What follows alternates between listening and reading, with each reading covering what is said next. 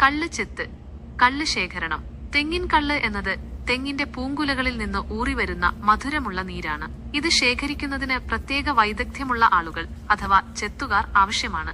കള്ള് എങ്ങനെയാണ് ശേഖരിക്കുന്നത്? 1. പൂങ്കുല തിരഞ്ഞെടുക്കൽ.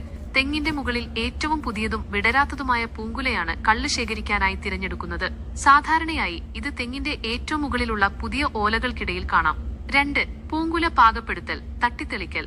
തിരഞ്ഞെടുത്ത പൂങ്കുലയെ ദിവസങ്ങളോളം പാകപ്പെടുത്തണം. ഇതിനായി ചെത്തുകാരൻ ദിവസവും 1-2 തവണ പൂങ്കുലയുടെ അറ്റം പ്രത്യേക ഉപകരണം ഉപയോഗിച്ച് പതിയെ തട്ടുകയും അമർത്തുകയും ചെയ്യും.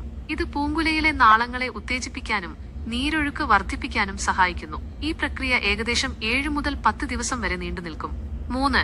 അഗ്രം മുറിക്കൽ. പൂങ്കുല പാകമായി കഴിഞ്ഞാൽ അതിന്റെ അഗ്രം വളരെ നേർത്തതായി മുറിച്ചു മാറ്റുന്നു.